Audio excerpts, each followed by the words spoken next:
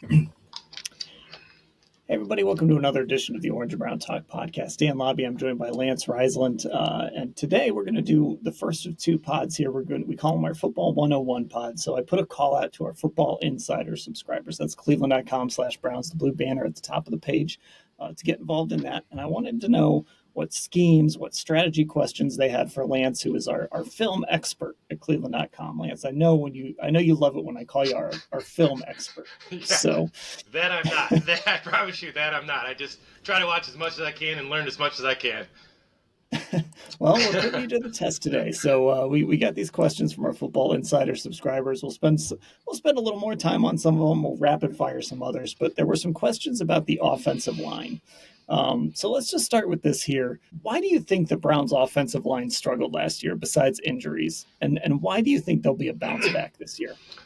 Well, first of all, the injuries can't be understated, right? Because you got five guys that you need to work as a unit, and when that happens, when you get injuries, you kind of just get off kilters. And what I mean by that, the Browns with double teams and work in the zone, it's like as my O-line coach used to say, it's a wonderful dance when it's done right, but all the footwork has to be the same, all the hands have to be the same. Everybody's got to know what's going on. So you can't understate that. However, there are some other factors that tied into it. The scheme, right? The scheme was more designed for Deshaun Watson, which I will say on record saying, hey, I like that they did that. You try to maximize your quarterback. It didn't work out. So not only did the quarterback not work out, however, it also hurt the offensive line, right? So they were doing things that they weren't used to, right? And one of the things they had to do a lot of is they had to do a lot of RPOs, and they had to do a lot of like straight drop back. And people say, well, what does RPOs do? Well, RPOs are run play, and then the quarterback will throw the ball if they don't get the look they want. And those are great, and I used to use them, and they're awesome. But it also kind of once in a while will take away from the identity, right? The identity of we're going to run the ball regardless of what you do, right? And that's what that's what they used to do. Wasn't always great, but it was their identity, which takes me to my, kind of one of my last 2 points. They went away from their identity. And when you don't have an identity doesn't mean you're going to win. An identity means you can be fixed. And what I mean by that is that I think they were doing things that Kevin Stefanski can't fix, right? And what I mean by that is an offensive coordinator we all run what we know. And the reason we run that is because we like it, but more importantly, we can fix it. And when you run things you don't know, you can put them in, but the defense is going to do stuff too, and you have to know the adjustments, right? It's like a game of chess. Now, the thing that I also think, and once again, these guys, when people say people are bad coaches, it usually doesn't mean they're a bad coach, especially at the NFL level. These are highly, highly knowledgeable people who know what they're doing. Sometimes it doesn't fit, right? Sometimes it's a square peg in the round hole. And the thing that I think separates Callahan from every other offensive line coach is the reason why. And people say, well, what does that mean? He tells those offensive linemen the reason they're doing something, the reason they're stepping, the reason they have to hit a little bit in practice, the reason where the backer's going to go and how he's going to react to what I do as an offensive lineman. So that's what Callahan really did, was the why, right? He basically, those guys were drilled, like, and Dan, I love to go down there and watch those guys for the first half hour of practice for years with Callahan, right? My first 2 years of working with you. So that's the big difference that I saw last year. Those guys were just repping it and coached very well, by the way, by Andy Dixon. Just didn't fit. So they're back to Bloomgren, who's going to tell them the why. And I already saw that, right? It doesn't, even though they're just in pads, this is where this guy's going to go. Here's where I'm going to go. And then finally, they got to take some ownership, right? And you heard in our last pod, we talked about, I thought they were in great shape. They came in great shape. They all look leaner. They all look a little bit happier, maybe because they're going back to their scheme. So there's a combination: the injuries, the scheme, how they were coached, and they got to take ownership. And then finally, the most important thing, Dan, is identity. They have to, like I said, they have to create that identity. If you don't have an identity, you don't have an offense. It doesn't mean you're going to be great. It just means this is what we do. And if you're going to go down, you go down swinging with what you do. You don't go down swinging with somebody else's stuff. You go down swinging with what you do. This is what Stefanski does, in my opinion. And whether you like it or not, he can fix it, and that's how they're going to practice, hopefully. So that's why I think the offensive line struggled. That's why I think it'll be better this year. They're going back to creating that identity of being tough and being nasty. Yeah, it just never felt like a great fit last year. And you saw it when, look, we're showing up to practice in December, and Mike Vrabel is essentially your offensive line coach at that point. And he's the guy on the sideline that's going over the tablets with the O linemen. So it just obviously wasn't a good fit. So going back to a guy who's a little more of a Bill Callahan disciple is going to help. So let's get to this question then that's related to this from Christian and Hudson. Can you explain the O-line protection changes that are coming, and then also to expand on this, how a guy like Dillon Gabriel, who's a lefty, might affect some of that? Well, pass protections, there's a bunch of different pass protections, right? And so the basic pass protections, we used to call it Bob, which is big on big, right? And that means the 5 down linemen are going to block the 4 or 5 down linemen at the line of scrimmage, and usually they're in charge of a backer. Now, you change those protections based on talent level, right? If Aaron Donald's a 3 technique or Mike Singletary's the Mike backer, whatever it is, you have to adjust week to week. That's why they watch all the film, they do all this stuff. But basically, the easiest way to explain it to the audience is that there's man protection, which means everybody's got a guy, big on big, Bob, or there's a slide protection, right? Where the center to one, center, right guard, right tackle, or center, left guard, left tackle is called a half slide, right? Where we're going to half slide. That allows you to help on people on whatever side you're sliding to. Sometimes you could do a full slide, right? Where you're going to full slide once the whole line one way and a back will go to the opposite. Now you might go empty, and there's different things you can do with big on big protection where instead of blocking the 5th or 6th defender or the 6th defender, you're going to throw hot off him, right? And that's in charge of the quarterback.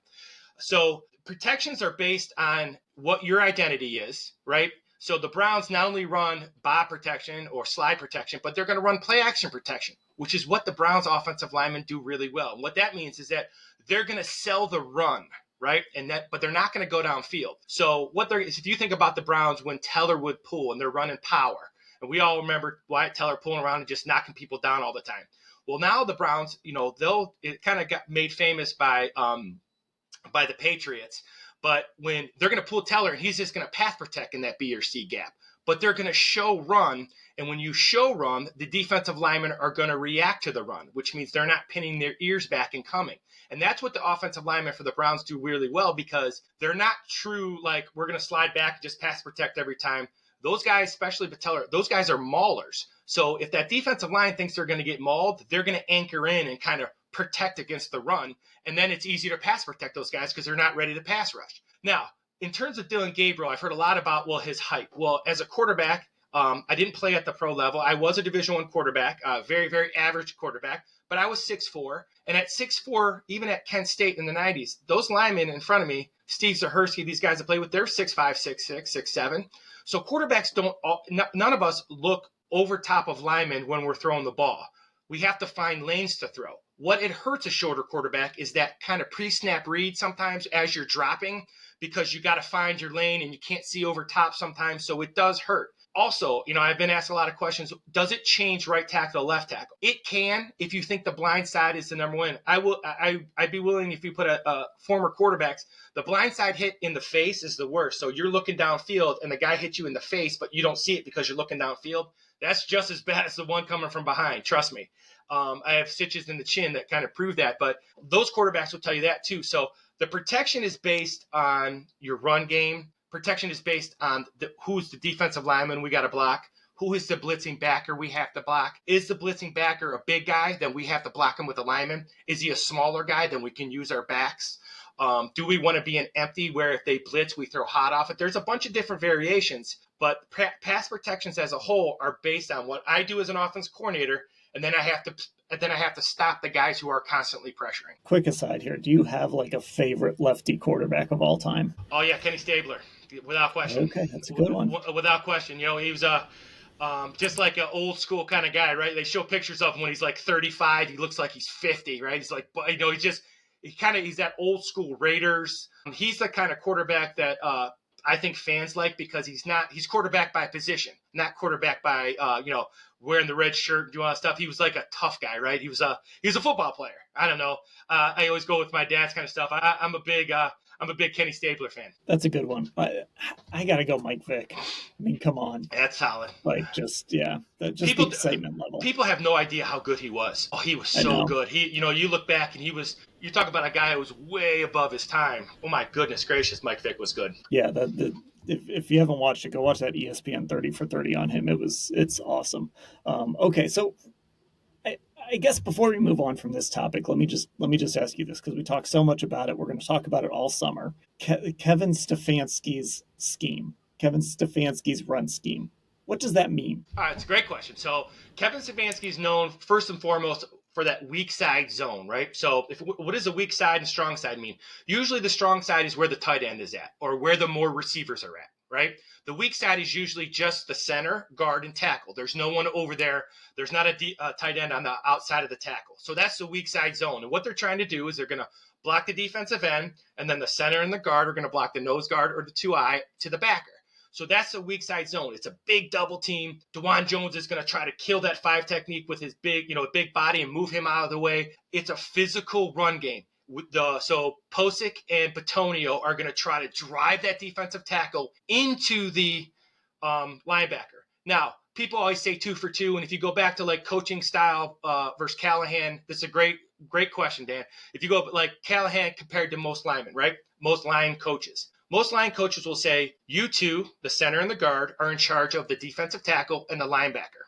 That's not what Callahan will say. Callahan will say, you two are in charge of those two. The easiest way to do that is to knock the you-know-what out of the defensive tackle, and then you'll run right into the linebacker, which is exactly right. So you're going to hear me use the word vertical displacement. That's what it means. They're going to drive the defensive tackle back into the linebacker. That linebacker runs into the mess, right? He runs on the train tracks, we used to say. What that does, it creates an identity, right? Because that guard and center know we get to you-know-what to that defensive tackle, and offensive linemen love that.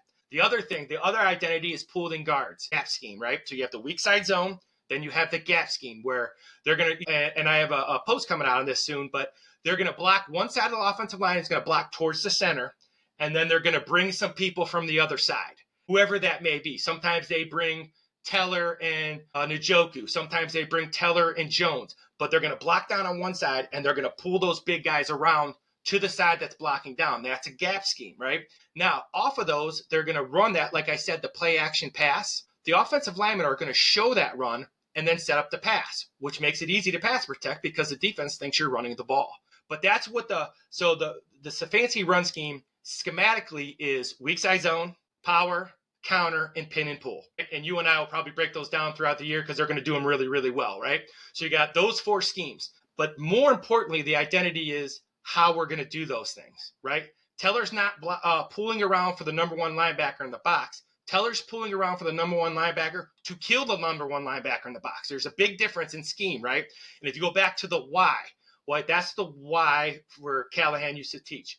We're not pulling to block. We're pulling to kill. We're pulling to knock people down. So that's what you get. You get those 4 schemes, and you get the identity of we're not just blocking you. We're vertically displacing you, and we're knocking you down. Okay, I like that we get this question sometimes because I think people forget, like, we just use these terms, and I think it's easy to forget sometimes that maybe some people haven't quite caught up on this. So this doesn't have a name. Actually, it does. Dave Bowers sent this to us from Avon. He says, please explain the terminology for 11, 12, and 13 packages on offense, as well as nickel and dime packages on defense. Well, let's start with that offensive side. It seems so simple, I think. There's people that are listening that are like, come on, really? We're talking. But a lot of people don't quite get that. So explain that terminology. Once again, it's simple, but I like to work in really easy terms. I think whether you're teaching grown men or you're teaching kids, you have to teach them so they know it, so it goes fast, because the faster you play, the better chance you have to win. So if you think about personnel groups starts, here's how I learned it, because once again, I needed help, and I need cheating things for myself, right? So I always think about it's running backs, tight ends, everybody left. You got to get to 5, right? So it's really, really easy. Think about how many running backs are in the game, how many tight ends are in the game. The rest are receivers, and it's got to equal 5. So 11. I have 1 running back. I have 1 tight end. 3 left, right, to get to 5. So you have 3 receivers. Really, really simple. You say 12 personnel, that's 1 running back, 2 tight ends. Well, that's 3. So I got to have 2 receivers, right? If I say 13 personnel, right, I have 1 running back, 3 tight ends, that equals 4. I only have room for 1 more receiver. So it's just, you got to kind of see it. And if you guys, when you watch the NFL games, you'll see the defensive quarter standing next to Schwartz. He does it all the time. He will hold up a sign that says 11, 12, or 13. So what does that mean? There's also 10 personnel, right? Well, just think about it, right? It's really simple. 1 running back, no tight ends, that's a 0. So there has to be 4 receivers in the game, right? And then you can come up with whatever combinations you want. Some teams run down the goal line, they're going to run 32. That was my personnel group when I was coaching, right? That's 3 tight, right? How many backs you got? 3 backs, 2 tight ends. Really, really simple. Think about running backs, tight ends, and then the rest left equal to 5 is what you have in receivers. So this is why this is interesting, I think, going into, again, when we talk about that Kevin Stefanski offense, right? So we talk about 13 personnel. That's 1 running back, 3 tight ends. Well, what do you think that's going to look like? A bunch of guys real tight together and the running, but Kevin is going to spread that out. So I think it's important to not get too caught up in those personnel groupings, because you might see 13 personnel, 1 running back, 3 tight ends, and it might be an empty backfield. That's the sort of stuff that Kevin is going to do, because obviously the defense is trying to match that personnel, and then the offensive coordinator is trying to kind of take advantage of mismatches and hunt for different things, get a receiver on a linebacker, whatever it might be. So I think that's the next step in this discussion is don't get too caught up in the personnel groupings. Really pay attention to how the coordinator, how the offensive staff is using those personnel groupings to find mismatches. And that's perfectly said, Dan. So here, think about it. So let's go into the second part of the question, right? The second part of the question was nickel and dime. Well, really, really simple. I like to use just like on paper and then a practical example. And that's how I used to coach it, because I think it's important to see it, right? So nickel is really, really simple. If you think about a base defense, right? And here's the easiest way to think about it. Think about a base defense has 4 down linemen and 3 linebackers, right? That's base, right? Most teams, there's a ton of adjustments, but let's just create a simple picture. If it's nickel, right, it means they're probably going to pass the ball, or the coordinator thinks he's going to pass the ball. The offense, they're going to go nickel.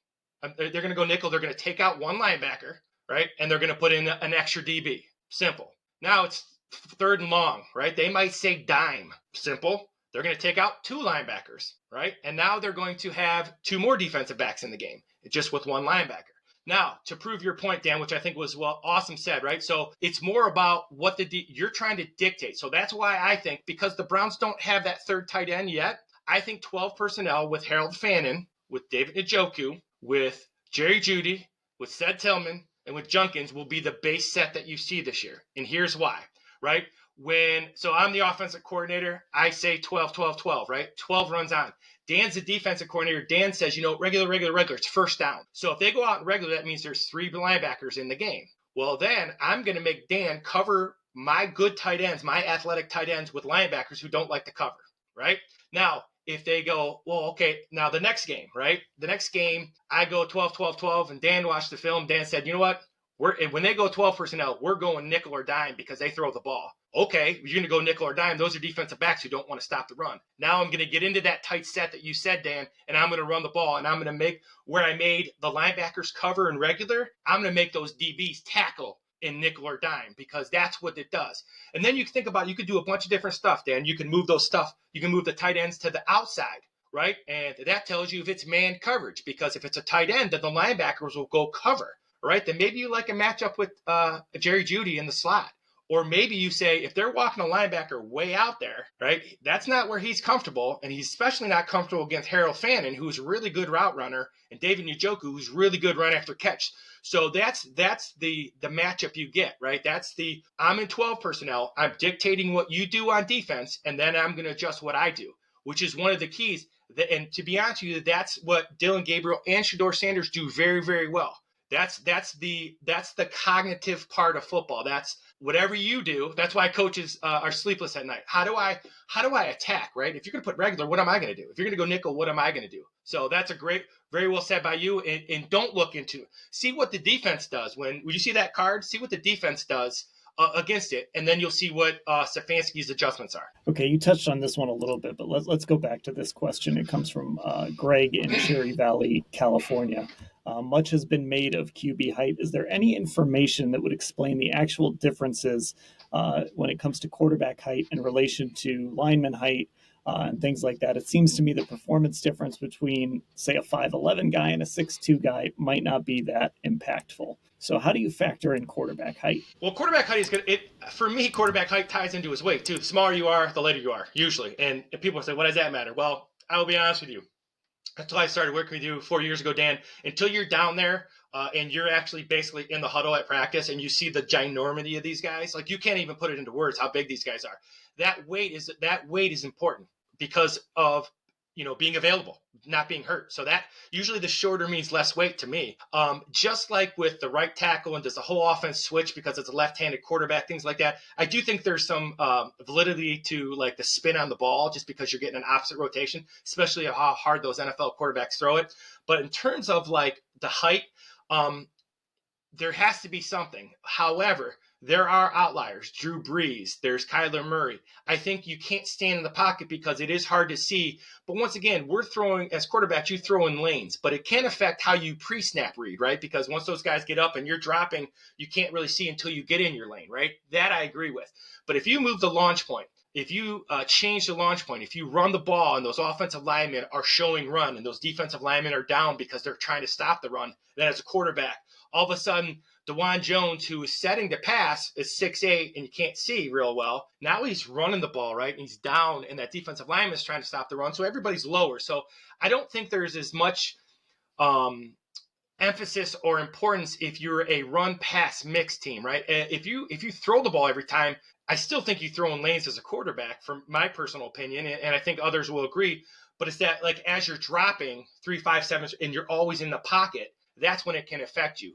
But in terms of why Stefanski likes Dillon Gabriel and why they took him in the third round, that's a great example, right? Because Kevin is not going to drop him 3, 5, and 7 all the time. They will do some of that, but they're going to move the pocket with sprint out. They're going to move the pocket with boot and play action, where they're going to show the weak side zone, what we talked about, and then they're going to run him around the edge, right? Well, how do you change that if Flacco's in the game? Well, instead of, you still fake it, and then Flacco sets up. So you adjust to the quarterback you have, but the concepts stay the same. But you can see why they like Dillon Gabriel, because he throws well from all the launch points, right? He's really good in what you talked about, right? 12, 13 personnel, and then I can adjust to what I see and make the correct decision and get rid of the football. And the other thing, if you get rid of the football fast, height doesn't matter either, because you're getting rid of it before you still have to see things. So that's why he likes Dillon Gabriel, in my opinion. And I don't think it's as big a deal as people say. We see tall quarterbacks get passes batted down too. It really does come down to timing, finding your passing lanes, all of those things. And by the way, Shedeur Sanders isn't that big either. He's like 6'1", so yep. 6'1", maybe 6'2". So it's not like you're bringing in a 6'6" guy when you go to him. We're going to get to some of the defensive questions on Wednesday, but I thought this was a fun one, and I know you did some work on this. So this comes from Steve Boozin in Alexandria, Virginia. Could you explain why the tush push works for the Eagles, but not for other teams? Well, I appreciate this question because it allows me to do a lot of homework. So I jumbled 23 tush pushes from the Philadelphia Eagles and why they were successful. And here's my overall take of the tush push and how it can be stopped, right?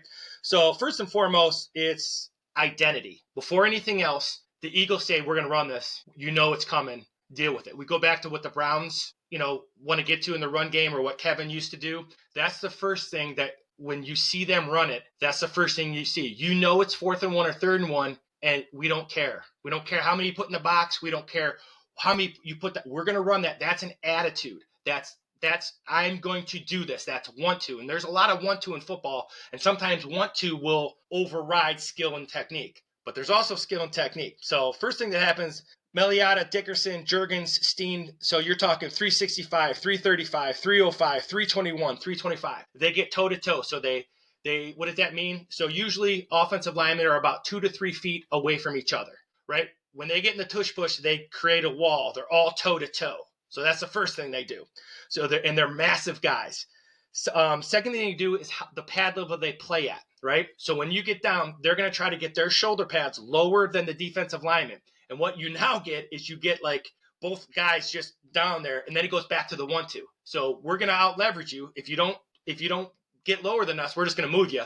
If you do get lower with us, because now that teams do, now you just want to. So that tells me they're doing that in practice. They have a time in practice where they're saying, defense, we're live. We're going to tush push you. So that's all identity.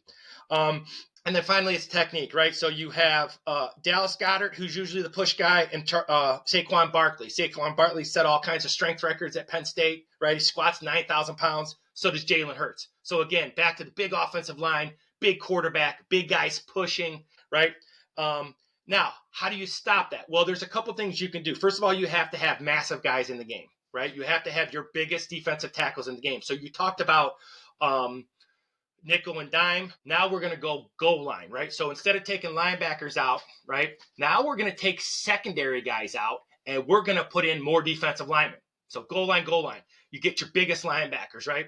Now you're going to take away that A and B gap. So you're going to take one guy, put him in the A gap next to the center, one guy, B gap next to the guard, and do that on both sides. And you're not trying to make the tackle. You're trying to win the fight. You're trying to get lower than the guards in the center. Then you're going to have guys, there's a bunch of different ways, right? So if those guys can stall it, you could pinch guys off the edge or you could jump over the top, right? And then I think the biggest thing, just like when the Eagles say we're going to run it, I think the defense says we're going to stop it, right? And there's a lot of want-to in that. Now, after watching it 23 times, they're really good at it, right? So they practice it. And you have to practice to be good at something. So not only do you have to practice the tush push, but that means you have to take time in practice and say, this is our answer against tush push, which is what I loved as an offensive coordinator, because the more you work on stuff like that, the more you're not working on Jalen Hurts and Antonio, A.J. Brown and all these guys that have Barkley in the run game. It's another thing that you have to work on during the week. So there's my answer to it. I tried when I saw that question, I'm like, all right, let's research this a little bit so we can give an educated answer and not just say, hey. So that would be my answer. Hopefully that answers that a little bit for you. But that's how I would attack it. I would say on Monday morning, I'm saying, I'm telling my defense coordinator, what's our attack on tush push? Okay, here's a question. This goes a little bit to a pod that Mary Kay and I did earlier this week, which was kind of laying out the formula for how the Browns might win games, and it sort of involves controlling the football, right, running the ball, playing good defense, and all of that. So this question comes from Sam in Biloxi. Do the Browns have a quarterback that fits this idea of basically just being good enough? Don't go lose them the game, but be good enough to make a play or two to help win the game. Well, the way I term that is a quarterback you win with, not a quarterback you win because of, right? You've heard me say that. You have said that as well. There's very few Mahomes. The guys that you just, doesn't matter what you do, they're gonna make plays. Right? So yes, but the way that you make a quarterback you can win with is surround him with a scheme and talent that can allow for that. Now, I'm going to go out on a limb here, and I'm on record saying I think the Browns are going to be highly competitive because of their offense and their defensive lines this year. Now, they might not pan out because we thought last year's offensive line, but going into the season, I think they're going to be really, really competitive if they get adequate quarterback play, because I think their offensive lines and defensive lines are going to be good. Now, the number one thing in football, in my opinion, obviously they have to do is they have to turn the ball. On defense, they have to create more turnovers. They have to create short fields for that offense. Then offensively, they got to end every drive in a kick. They can't turn the ball over, right? Punt the ball. What does that mean? That means you're boring. That means on 3rd and 8, 3rd and 9, when those defenses get exotic defenses cause turnovers, right? Pass rush, different coverages. So how do you avoid that? Well, win on first down, which is my second point. So if you want your quarterback to be successful, don't turn the ball over on offense, create turnovers on defense, and win on first down. If you win on first down, now you're 2nd and 5, 2nd and 6. Now the defense has to play base. 4 down linemen, 3 linebackers. The more it's base, the less exotic they can get it because they have to stop the run. If you lose first down and you're 2nd and 10, 3rd and 10, now they get exotic because they know you have to throw the football. As an offense, what the Browns offense should do is they should run the ball. And I know that's boring, and that's when you get the boo, why would you run the ball? Because you're protecting that defense. I will say this, I think the defense has a chance to be elite again. Well, make that offense go 80 yards then. Make that offense go 90 yards with a great punt. The thing that Bjorkas was killing the ball at camp, right?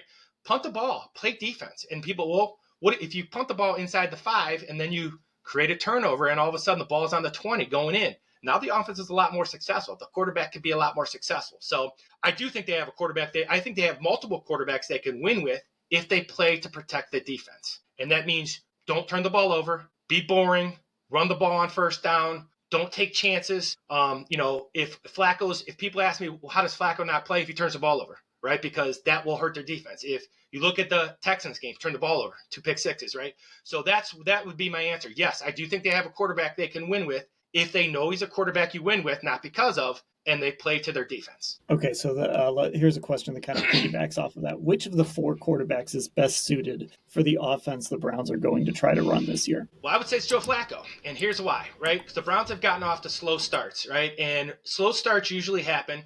Dan, you and I watch practice all the time, and you and I have talked about for years that the Browns are super organized. Kevin Stefanski is an outstanding play designer, but they're not real physical at practice. And I've said to you many times, a little scuffle at practice is never bad, right? Because you're irritated because you're hitting each other. They don't have any of that, right? They don't have any irritation, right? So if they go back to physicality during practice, you're going to see some scuffles, right? Because people are going to be hitting each other. So if they hit each other, it means they're running the ball. Flacco, in my opinion, allows the guys around him to play fast from day one. Hopefully that'll help with the acclimation. And what I mean by that is they don't have to go over it on the board as much. They don't have to walk through it as much. They can get the live action with it. And when you can get the live action, that means you can get the live action to what the defense does and then react to it, right? And then you have an answer, I have an answer, you have an answer, I have an answer. But he's done all those things, and he's done all those things in this offense. So I think early on, we'll talk more as we watch camp and things like that, and things can change. But if you ask me right now, Flacco gives them the best chance to win if they go back to that physical identity. Okay, that's going to do it for our first part of our Football 101 series. We're going to be back on Wednesday. We're going to really focus on some of the defensive questions that we got. So all those questions came from our Football Insider subscribers. It's cleveland.com/Browns, the blue banner at the top of the page there. You can find us on Apple Podcasts and Spotify as well. Our YouTube channel is Cleveland Browns on cleveland.com. Get subscribed over there, especially with training camp coming up. And we've got a lot of pods coming your way. Like I said, this week's going to be a little different. We're only doing 3 this week. We'll have 3 the next 2 weeks as well. Mary Kay and Ashley will be involved in those. And then we'll all be back on board, back to 5 or 6 a week, especially once training camp gets going. So getting excited about that. We will be back with another edition of our Football 101 pods, though, still on Wednesday. Lance, appreciate you taking the time to do this. Absolutely.